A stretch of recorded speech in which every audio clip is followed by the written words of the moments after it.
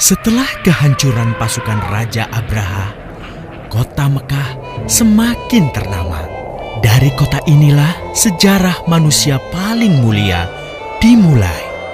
Ka'bah sebagai jantung kota Mekah semakin ramai dikunjungi para peziarah. Demikian pula para pedagang. Mereka datang dari berbagai penjuru jazirah. Namun sayang, Ka'bah mulai diselewengkan fungsinya. Akibatnya, kejahiliahan merajalela. Bahkan pada masa itu, memiliki bayi perempuan adalah hal yang sangat memalukan. Aib bagi keluarga. Sehingga sebagian dari mereka tega membunuh bayi perempuan mereka sendiri. Di tengah kondisi masyarakat jahiliyah itulah Nabi Muhammad dilahirkan. Bayi luar biasa itu lahir dari rahim seorang wanita mulia bernama Aminah. Pada saat itu ditandai peristiwa-peristiwa yang luar biasa. 10 balkon istana Kisra runtuh. Juga padamnya api-api yang biasa disembah oleh orang-orang Majusi.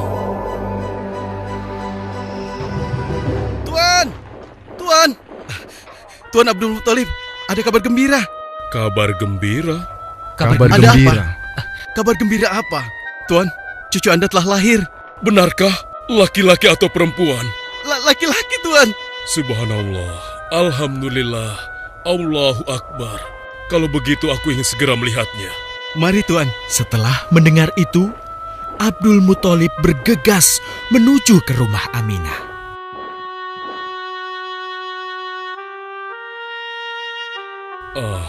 Cucuku, kasihan engkau terlahir yatim.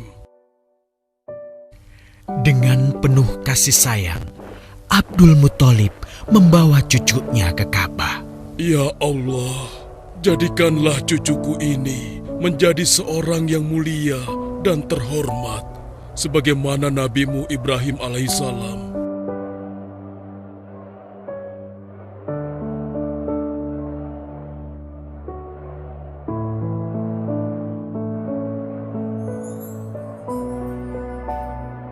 Siapa namanya, Ayah? Muhammad. Muhammad? Iya, aku akan menamainya Muhammad. Artinya yang terpuji. Kehadiran Muhammad kecil sungguh memberi kebahagiaan. Tidak hanya bagi keluarga Bani Hashim, bahkan seluruh kabilah suku Quraisy menyambutnya dengan sukacita. Kemudian Abdul Muthalib mencarikan ibu susu bagi Muhammad kecil. Kita sudah berhari-hari mencari anak susuan, yang dari situ kita akan mendapatkan imbalan yang cukup. Namun hingga saat ini, belum juga kita dapatkan. Ya, istriku, aku mengerti. Apa kita terima saja bayi yatim itu? Muhammad maksudmu? Iya, cucu dari Abdul Muthalib. Kasihan dia. Hampir semua teman-teman dari rombongan kita tidak ada yang mau menyusuinya. Karena tidak ada harapan untuk mendapatkan imbalannya dari ayah bayi itu. Betul juga engkau istriku. Kasihan anak itu. Aku mendukungmu jika engkau susui dia. Mudah-mudahan Allah memberikan keberkahan bagi kita. Halimah segera mendatangi Abdul Muthalib. Dia bersedia untuk menjadi ibu susu dan pengasuh bagi Muhammad kecil. Betapa gembira Abdul Muthalib mendengarnya. Halimah dari Bani Sa'ad itu akhirnya dipercaya Abdul Muthalib untuk mengasuh cucunya 2 tahun lamanya. Ayo istriku, kita berangkat sekarang. Sebentar lagi suamiku. Insya Allah kita berangkat sampai anak ini kenyang. Kalau begitu, aku lanjutkan berkemas-kemas dahulu. Hah? Ada apa suamiku? Lihat, unta dan keledai kita. Mereka demikian sehat, tidak seperti sebelumnya. Subhanallah. Betul suamiku, tidak seperti kemarin. Demi Allah, kau tidak salah memilih istriku. Kau telah mengambil anak yang dipenuhi dengan barokah. Allah melimpahkan keberkahan atas Halimah dan suaminya. Mereka pulang ke kampung Bani Sa'ad dengan penuh rasa syukur. 2 tahun berlalu sudah. Tugas Halimatus Sya'diyah sesungguhnya telah usai. Saatnya Muhammad kecil harus dikembalikan kepada ibunya. Terima kasih Halimah. Engkau telah merawat anakku dengan baik selama 2 tahun. Tidak ada yang bisa kuberikan, kecuali aku berdoa. Semoga Allah memberkahi engkau dan keluargamu. Amin. Saya juga bersyukur diberikan kepercayaan dan kesempatan merawat anakmu, wahai Ibu Aminah. Namun, begini Bu, mohon maaf. Kalau boleh, izinkan aku merawat Muhammad lebih lama lagi. Aku masih sangat sayang padanya. Baiklah, kalau begitu aku setuju dengan usulmu. Bawa dan rawatlah Muhammad sebagaimana dia anakmu sendiri. Terima kasih Ibu. Terima kasih. Begitulah, Muhammad kecil kembali ke tengah-tengah Bani Sa'ad. Ia tumbuh menjadi anak yang memiliki banyak teman karena kemuliaan akhlaknya. Tatkala berusia sekitar 4 tahun, terjadilah suatu peristiwa. Muhammad, Bu! Muhammad! Muhammad? Kenapa Muhammad? Muhammad dibawa orang. Hah? Dibawa orang? Diculik? Coba ceritakan. Ketika kami tengah bermain, tiba-tiba ada orang dewasa datang. Dia langsung membawa pergi Muhammad dan membunuhnya. Hah? Membunuhnya? Ya Allah, di mana? Di mana? Antarkan ibu ke sana. Dengan perasaan cemas, Halimah bergegas menuju tempat itu. Dan dilihatnya, Muhammad kecil tengah terduduk. Muhammad, apa yang terjadi denganmu? Dengan sangat tenang dan jelas, Muhammad kecil menceritakan apa yang telah terjadi. Bahwa seseorang telah membelah dadanya, mengambil hatinya, kemudian mencucinya dan mengembalikannya lagi ke tempatnya semula. Maka sesungguhnya yang datang itu adalah malaikat Jibril.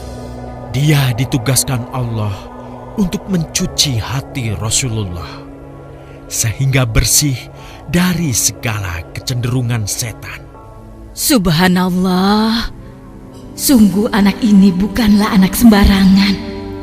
Sebaiknya aku kembalikan saja kepada ibunya. Peristiwa itu membuat Halimah sangat khawatir.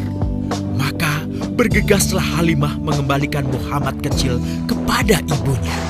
Menginjak usia yang ke-6 tahun, Muhammad kecil diajak ibunya untuk berziarah ke makam ayahnya, Abdullah di Yastrib. Dalam perjalanan pulang kembali ke kota Mekah, Aminah pun jatuh sakit. Dari hari ke hari, tubuhnya semakin melemah. Hingga di sebuah kota bernama Abwa, letaknya antara Mekah dan Yastrib, Aminah meninggal di sana. Dan Muhammad kecil pun menjadi seorang anak yatim piatu. Sejak itulah, Muhammad kecil dirawat dengan penuh cinta dan kasih sayang oleh kakeknya, Abdul Muthalib. Muhammad, sudah berhentilah memerah susunya. Insya Allah, sudah cukup untuk persediaan kita hari ini. Beristirahatlah sejenak.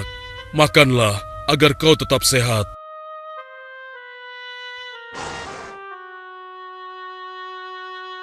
Ya Allah, betapa mulia akhlak cucuku ini. Namun, kasih sayang Abdul Muthalib tidak berlangsung lama. Saat usia Muhammad 8 tahun, Abdul Muthalib, kakeknya yang sangat menyayanginya itu, meninggal dunia. Kemudian, pengasuhan atas Muhammad pun beralih ke pamannya, Abu Thalib. Muhammad kecil tahu betul betapa sayangnya pamannya kepadanya. Di mana Muhammad? Ia tengah mengembalakan kambing milik salah seorang penduduk Mekah, suamiku. Sejak kapan dia keluar rumah? Sekitar waktu subuh tadi. Subhanallah, betapa baiknya akhlak keponakanku ini. Ya Allah, maafkan ketidakmampuanku mencukupi kebutuhan keponakanku. Sayangi dan berkahilah dia. Jadikanlah dia orang yang mulia di antara manusia. Hingga saat usia Muhammad menginjak 12 tahun, pamannya Abu Thalib mengajaknya berdagang ke Syam. Sampailah mereka di satu daerah bernama Busra. Saat mereka beristirahat, datanglah seorang pendeta menghampiri. Wahai saudaraku, selamat datang di Busra. Tampaknya kalian bukan orang sini. Dari manakah kalian berasal? Terima kasih saudaraku, kami datang dari Mekah. Lalu, siapakah gerangan anak ini? Ini adalah keponakanku, Muhammad namanya. Apakah engkau bertanggung jawab atasnya, Tuan? Ya, Kemana ayahnya? ayahnya sudah meninggal sejak ia masih dalam kandungan. Oh, apakah kini dia yatim piatu? Benar, Aku sungguh beruntung bertemu dengannya. beruntung. Beruntung apa? Sungguh, keponakanmu ini adalah orang yang sangat istimewa. Oh ya? Ya, dia adalah seorang nabi, Hmm? seorang utusan Allah. Bagaimana kau tahu hal itu? Aku tahu karena aku seorang pendeta. Dan berita kedatangan dia sebagai seorang utusan Allah sudah disampaikan di dalam Injil. Bahkan aku pun bisa mengetahuinya dari cincin kenabian yang berada di bagian bawah tulang rawan bahunya yang menyerupai buah apel sebagai tanda kenabiannya. Begitulah pendeta bernama Bahira menyampaikan kepada Abu Thalib perihal kenabian Muhammad. Ia berpesan agar menjaga baik-baik keponakannya itu, karena Muhammad kelak di suatu saat nanti akan menghadapi banyak gangguan dan rintangan. Istriku, Muhammad sudah berusia 25 tahun. Aku pikir sudah saatnya dia untuk menikah. Betul, suamiku. Namun, dengan siapakah dia akan kita jodohkan? Kemarin Khadijah mengirimkan utusannya dan menyatakan keinginan Khadijah untuk menjadikan Muhammad sebagai suaminya. Hah? Khadijah? Khadijah yang mulia itu? Betul istriku, Khadijah yang selama ini mempercayakan barang perniagaannya kepada Muhammad. Kenapa dia memilih Muhammad? Ya, Khadijah mengagumi kejujuran dan kebaikan akhlak Muhammad. Menurutmu sendiri bagaimana? Aku pikir Khadijah adalah wanita terbaik bagi Muhammad. Kita akan melamarnya. Tepat di usia 25 tahun, Nabi Muhammad menikahi Khadijah yang berusia 40 tahun. Dari pernikahan itu, mereka dikaruniai Allah 6 orang anak. 2 laki-laki adalah Al-Qasim dan Abdullah. Sedangkan putrinya adalah Zainab, Ruqayyah, Ummu Kulsum, dan Fatimah. Namun, kedua putranya itu telah meninggal semenjak mereka kecil. Suatu ketika, terjadilah banjir besar di kota Mekah. Kabilah-kabilah di kota Mekah pun bergotong royong membangun kembali Ka'bah. Setelah pembangunannya selesai, terjadilah perselisihan antara pemuka kabilah tentang siapakah yang paling pantas meletakkan Hajar Aswad di Ka'bah. Abu Thalib, apa yang harus kita lakukan? Kita sudah bicarakan hal ini selama 5 hari, namun tidak ada titik temu. Aku khawatir akan terjadi pertumpahan darah. Sudah, begini saja. Kita sepakati bahwa masalah ini kita serahkan kepada takdir terbaik. Lihat pintu masuk Ka'bah itu. Siapapun yang pertama kali akan melewati pintu itu, dan siapapun dia, kita tidak boleh menolaknya. Setuju? Aku juga setuju. Baiklah, aku setuju. Aku juga setuju. Baiklah, kita perhatikan bersama. Tidak lama setelah kesepakatan itu, atas izin Allah, Nabi Muhammad menjadi orang pertama yang memasuki pintu menuju Ka'bah. Alhamdulillah, segala puji bagi Allah. Ternyata Muhammad, dan memang dia adalah orang yang tidak pernah kita temui ada celah. Betul? Betul. Betul. Betul. Nabi Muhammad pun menerima kepercayaan itu. Dengan kebijaksanaannya, Nabi Muhammad meminta sehelai kain, lalu meletakkan Hajar Aswad di atasnya. Nabi Muhammad mempersilahkan seluruh pemuka kabilah untuk memegang ujung-ujungnya dan mengangkatnya secara bersama-sama. Setelah sampai pada sudut Ka'bah, giliran Nabi Muhammad meletakkan Hajar Aswad di tempatnya semula. Terhindarlah perpecahan di kota Mekah. Meskipun demikian, kegelisahan masih terus menggelayuti hati Nabi Muhammad. Kejahiliahan ada di mana-mana. Kezaliman dan kemaksiatan terus berlangsung. Ia tak habis pikir. Nabi Muhammad mulai merenung dan menyendiri untuk menghindar dari perilaku jahiliyah. Nabi Muhammad memilih tempat di sebuah goa di atas bukit sekitar Mekah. Goa Hiro. Dari mulut goa itulah Nabi Muhammad bisa memandangi kota Mekah yang dicintainya dengan pandangan yang lebih luas. Hingga suatu ketika, sesuatu yang tidak pernah terbayangkan sebelumnya terjadi. Tiba-tiba, goa itu menjadi terang benderang. Kemanapun arah mata melihat, di sanalah cahaya itu ada. Itulah malaikat Jibril. Jibril berkata, "Bacalah." Dengan gemetar, Nabi Muhammad berkata, "Aku tidak bisa membaca."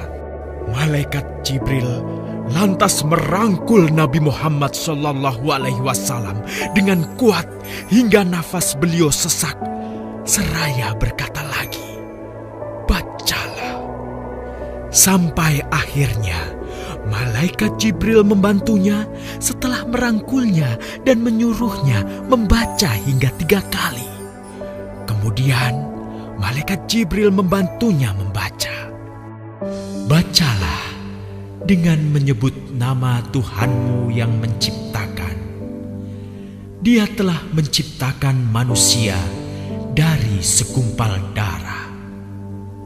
Bacalah, dan Tuhanmulah yang paling pemurah, yang mengajarkan manusia dengan perantaraan Al-Qalam.